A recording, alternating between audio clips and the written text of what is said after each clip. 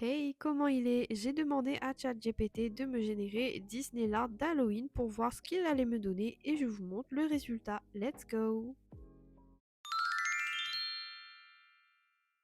Voilà ce que je lui ai demandé exactement. Je lui ai dit que j'étais nail artiste et que j'avais besoin d'inspiration pour le nail art. J'ai demandé un niveau moyen, mais ce qu'il m'a donné, c'est quand même assez facile et adapté à tout le monde. Du coup, je vous montre les 10 idées qu'il m'a données en commençant par l'œil de monstre réaliste. Je vous laisse lire et moi, je vous montre directement le petit tuto, on va dire ça comme ça. J'applique un fond blanc. Ici, c'est le X Intense White de chez Osana.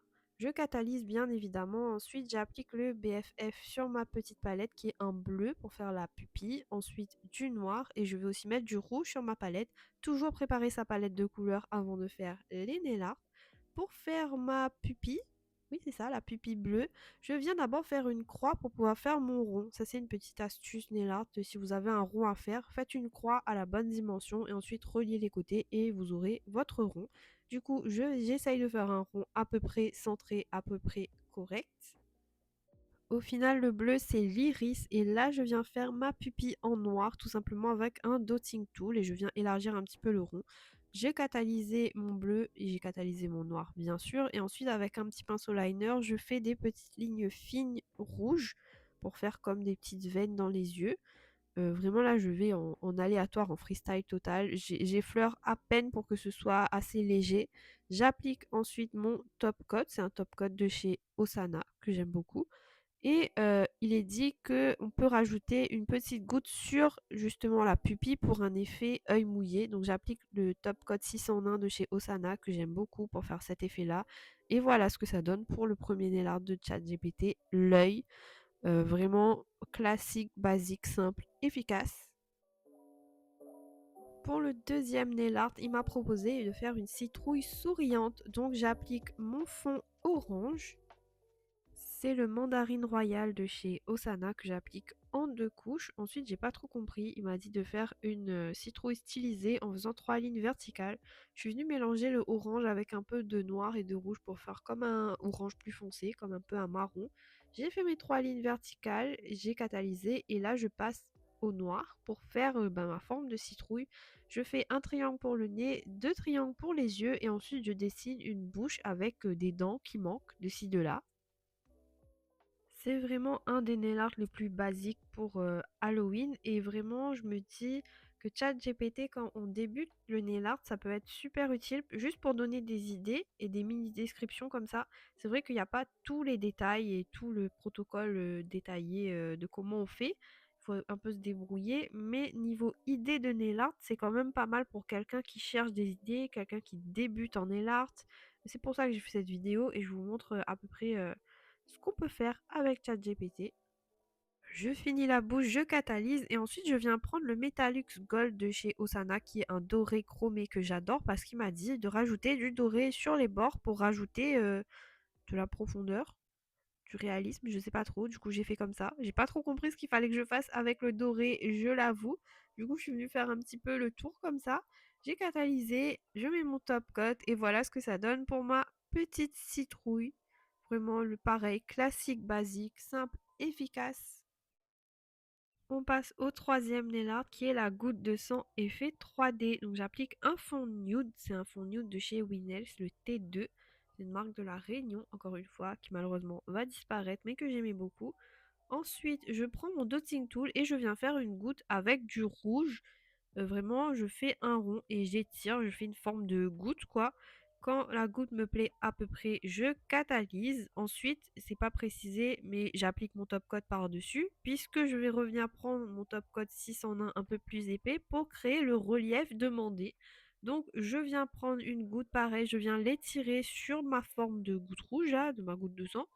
Ensuite, je l'applique bien et pour ajouter, comme ils disent, un effet sans coaguler, je suis venue prendre un rouge un peu plus foncé, un peu plus marronné et j'ai appliqué comme ça, juste dessus. Et voilà ce que ça donne une fois catalysé. Vraiment pas compliqué à faire. Ça peut faire son effet sur une pause. Simple, efficace.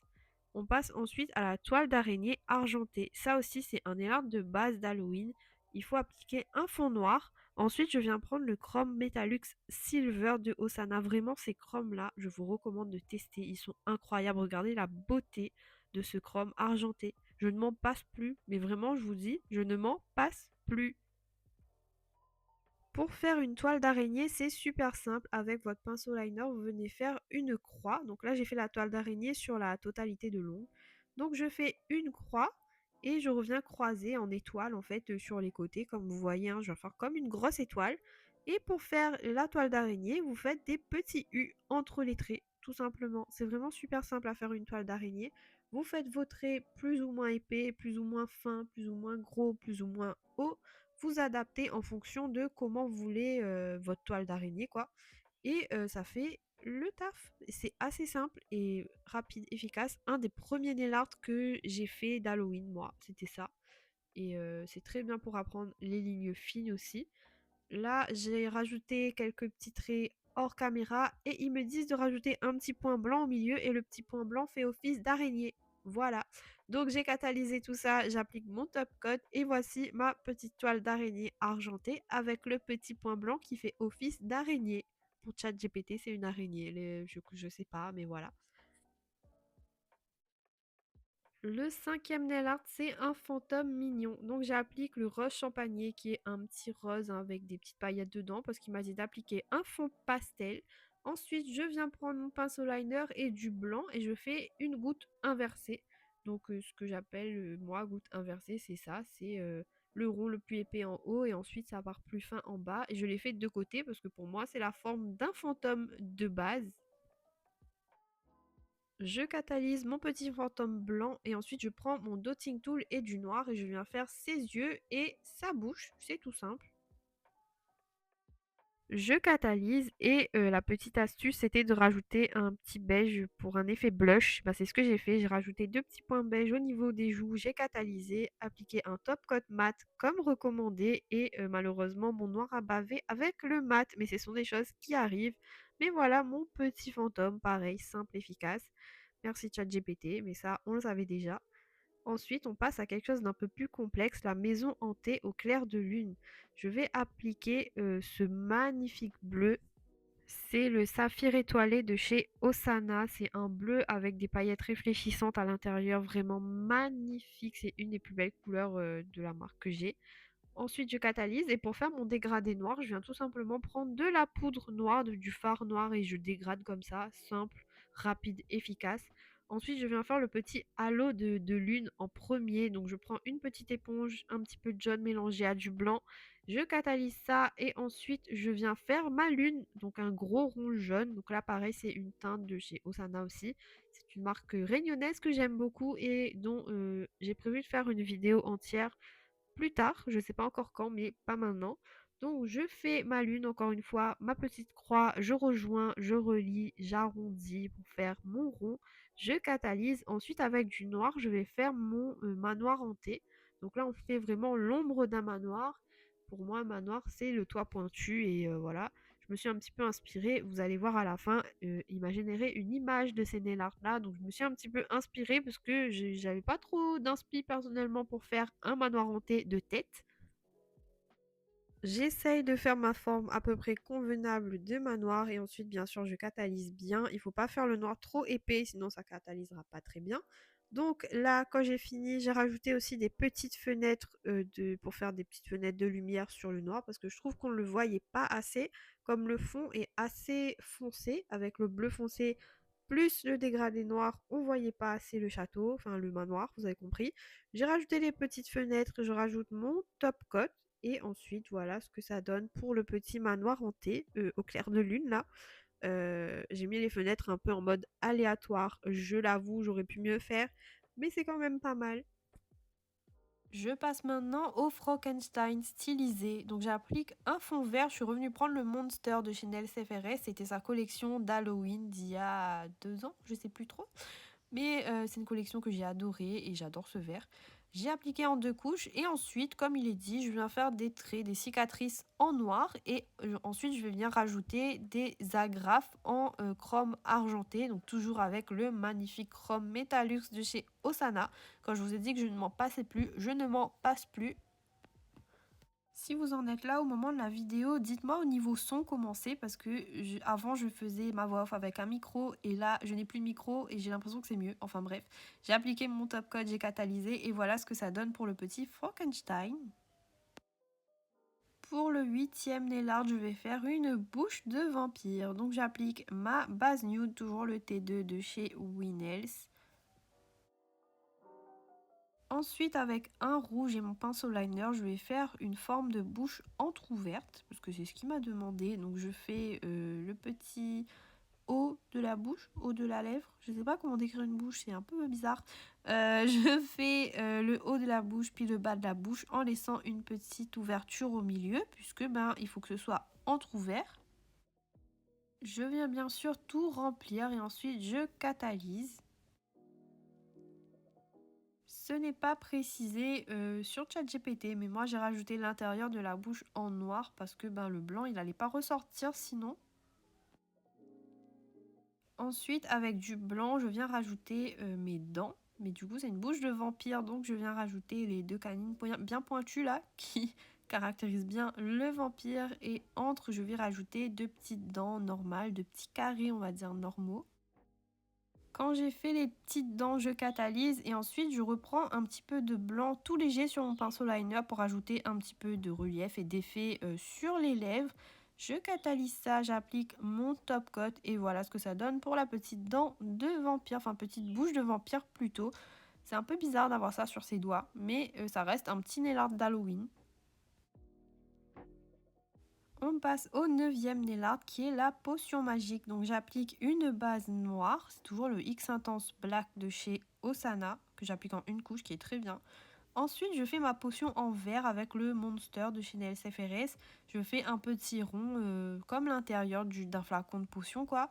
Et la petite astuce donnée c'était de faire le contour en silver. Donc c'est ce que j'ai fait, j'ai repris mon chrome silver de chez Osana et je suis venue tracer le contour de mon flacon de potion. Bon, c'était pas très glorieux, je sais pas pourquoi j'ai pas réussi à tracer correctement le flacon, mais j'ai fait de mon mieux. Quand c'est fait, je catalyse et ils ont dit de rajouter des petites bulles au-dessus en blanc. Donc j'ai pris mon docking tool, j'ai fait des petits points, j'ai catalysé, j'ai mis mon top coat et voilà ce que ça donne. Donc vraiment pareil, simple, basique, efficace. On passe au dernier nail art, l'œil de chat mystique. Donc là pareil, tout simple, j'applique une base noire. Je catalyse et ensuite pour faire mon œil de chat, je suis venue prendre un vernis Cat Eye qui fait un peu vert jaune. Donc c'est le HM14 de chez Beauty Luxe. Je fais un petit rond un petit peu allongé au centre avec donc mon vernis Cat Eye. Littéralement Cat Eye c'est œil de chat. Donc on fait l'œil de chat avec du vernis Cat Eye, ça rendra beaucoup mieux et en plus c'est sa vraie utilité. Donc je fais mon petit œil et ensuite bien sûr je viens prendre mon aimant et regarder la beauté. Regardez comment ça bouge, regardez comment c'est éclairé, c'est lumineux. C'est un très beau Cat Eye. Je catalyse quand ça me convient, ensuite je reprends mon noir et je viens faire la pupille à l'intérieur, un trait un peu droit on va dire pour faire vraiment cet effet œil de chat, regard de chat. Je mets mon top coat et voilà ce que ça donne, trop beau avec le cat eye au milieu. Donc voici mes 10 réalisations et voici l'image que ChatGPT avait générée pour me montrer ce que je devais réaliser. Il y a des différences quand même, surtout au niveau de Frankenstein, mais on va dire que j'ai suivi à la lettre ce qui était écrit et non pas trop les images. Et voilà, cette vidéo est maintenant terminée. Dites-moi ce que vous pensez de l'utilisation de ChatGPT pour trouver des idées de nail art. Là, j'avoue que j'utilise uniquement dans le cadre de la vidéo parce qu'il y a des thèmes comme Halloween, Noël, etc. où je suis assez curieuse de voir ce qu'il peut me proposer parce que ce qui se fait sur les réseaux, c'est pas forcément ce que lui va me proposer. Vous voyez, c'est des trucs plutôt génériques, des trucs plutôt basiques. Mais si on débute dans le nail art et si on fait un premier pas, on va dire, dans le monde des ongles et du nail art et de la déco sur les ongles, ça peut être pas mal parce que c'est quand même assez décrit et vous pouvez même demander de détailler plus. Dites-moi ce que vous en pensez en commentaire. Bye bye!